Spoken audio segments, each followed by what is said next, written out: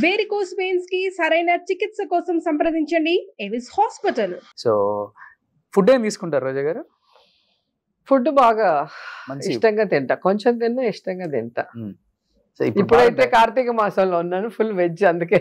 Okay, లేకపోతే non veg లేకపోతే ముద్ద Non veg దిగదు. ఇంట్లో ఎప్పుడు ఉంటుంది నాటుకోడి పులుసు, ఫిష్. ఓకే. సో కానీ మీ అధినాయకుడు మటుకు ఎప్పుడు అదే మెయింటైన్ చేస్తారు. ఏం ఫుడ్ తీసుకుంటారు ఆయన? వచ్చి 2 hours జిమ్ చేస్తారు 2 hours gym every day. And food కూడా చాలా లిమిటెడ్ గా, అన్ని ఏమంటారు ఆకుకూరలు, ఫ్రూట్స్, వెజిటబుల్స్ అవే ఎక్కువ తింటారు, రైస్ అవి తిన్నారు. అందరూ అంతే, శర్మిల గారు కానీ, భారతి మ్యామ్ కానీ, అమ్మ గాని, అందరూ చాలా లిమిటెడ్. మీ నియోజకవర్గాలకు వచ్చినప్పుడు తెలుస్తుంది అసలు వాళ్ళు ఏం ఫుడ్ మాకు తింటారు. పాదయాత్ర వచ్చినప్పుడు చూసాం ఫుడ్. ఒక ఇంటర్వ్యూలో కూడా చెప్పాను నేను, ఓకే. అన్న తినేటివి అడిగితే చెప్పాను. ఇడ్లీ దోశ లాంటివి తినరు, చాలా తక్కువ. Protein food. చాలా ఏమంటారు హెల్త్ కాన్షియస్ బాగా అందరికి. ఓకే, వాళ్ళందరూ కూడా అలాగే ఉంటారు. సో పాలు కూడా ఏదో 1 లీటర్ పాలు 1 గ్లాస్ అవుతుంది, అంతే. అల్లం వేసి మరగపెట్టి తాగుతారు. మీరు ఫాలో అయ్యారు నెక్స్ట్ అదేమన్నా ఆయన డైట్ ని ఫాలో అవ్వట్లే మీరు ఇంకా? నేను బాగా తింటాను, ఫుడ్ ఇష్టం. ఫస్ట్ నుంచి కూడా బాగా ఇష్టం. వెంకటేష్ గారు ఇలా చూసేవాళ్ళు, ఇంత పెద్ద క్యారేజ్ వచ్చేది, మీ ఇంటి దగ్గర నుంచి? అందరం కూర్చొని తినేవాళ్ళం. నాతో షూటింగ్ ఉందంటే అందరికి భోజనాలు. అలా ప్రభు గారు, శివాజీ గణేష్ వాళ్ళ అబ్బాయి ఉంటే అందరికి భోజనాలు. అట్లా మేము ఎంజాయ్ చేయడమే కాకుండా ఫుడ్ అందరికి పెడతాం. ఓకే. వెంకటేష్ సార్ వాళ్ళంతా కూడా లిమిటెడ్ ఫుడ్ తింటారా, వాళ్ళు మా క్యారేజ్ వస్తే ఇట్లా చూస్తారు, హీరోయిన్ ఏంటి ఇంత పెద్ద క్యారేజ్ వచ్చిందని. ఫస్ట్ డే నాకైతే ఆ ఎక్స్ప్రెషన్ ఇప్పటికీ గుర్తుండిపోయింది అసలు. ఓకే. సో ఇంకేంటి రోజా గారు, బ్యాక్ టు ఫార్మా, మళ్ళీ ఇంకా నియోజకవర్గంలో యాక్టివ్ అవ్వటం? ఎస్. సో ఆ రోజు నుంచి అక్కడే ఉన్నాను.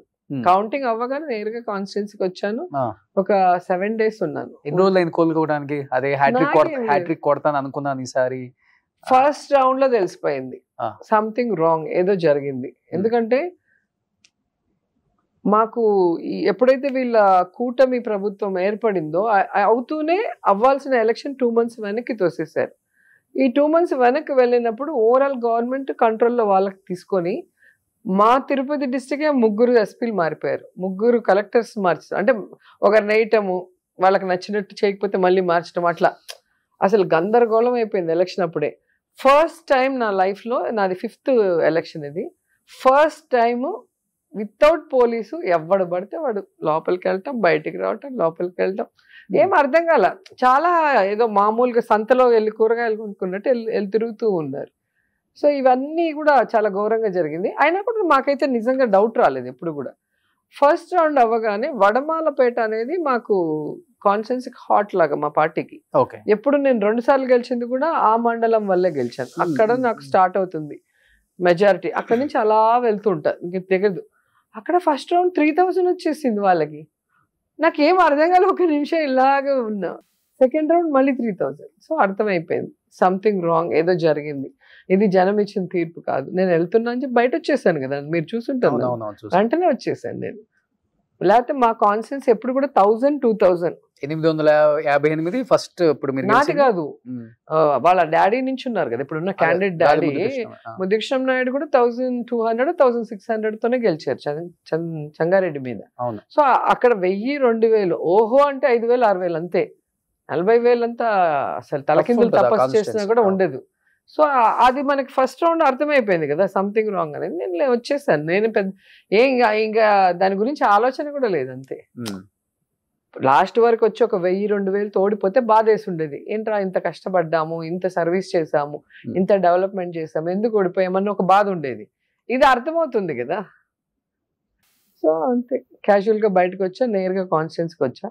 ఇంకా అందరూ వచ్చి ఓవన్ బాగా కష్టపడి వర్క్ చేశారు అందరూ కూడా సిన్సియర్గా. ఏంటి ఎవ్రీ హౌస్ కి వెళ్ళాలి కదా, అవును, మీకు వచ్చిందా రాలేదా, ఎవరికైనా మిస్ అయితే మళ్ళీ వాళ్ళకి ఆ వెల్ఫేర్ కానీ వాళ్ళ ఊర్లో అడిగిన డెవలప్మెంట్ ఏది లేకుండా చేశారు. ఇది లేదు అనకుండా వాళ్ళు అడిగిన ప్రతిదీ చేసి ఇచ్చాం.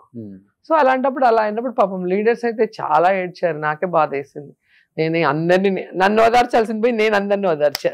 సో 1 week ఉండి అన్ని మండలాల్లో ఒక్కొక్కరుగా మండలం వస్తే అందరితో మాట్లాడి ధైర్యం చెప్పి అందరినీ కన్విన్స్ చేసి మళ్ళీ చెన్నైకి వెళ్ళా. ఒక 3 days ఉండి మళ్ళీ వచ్చేస్తాను. మళ్ళీ స్ట్రాంగ్ అవుతుంది. నేను అక్కడే ఉన్నా, మీ టీవీలోనే చెన్నైకి వెళ్ళిపోయా, ఇల్లు అమ్మేసా, విజయవాడ అంటే నేను నగిరిలోనే ఉన్నాను. ఇంక నగిరిలో రోజు తిట్టమంటే తిడతాను నేను, మీరు వేసుకుంటానంటే ఉన్నానని తెలియాలంటే తిడితే కానీ వేయట్లేదు, పొగిడితే ఎవరిని వేయడురే మీరు. సో మీరు అలా ఉంటేనే అందరికి తెలుస్తారు అయితే. అవును, మరి ఇష్యూ జరిగింది మొన్న, ఒక అమ్మాయిని చంపేశారు వడమలపేట, ఇంక అక్కడికి వెళ్ళి మాట్లాడటం. లేకపోతే మామూలుగా ఊరికి ఏం మాట్లాడతాం మనము?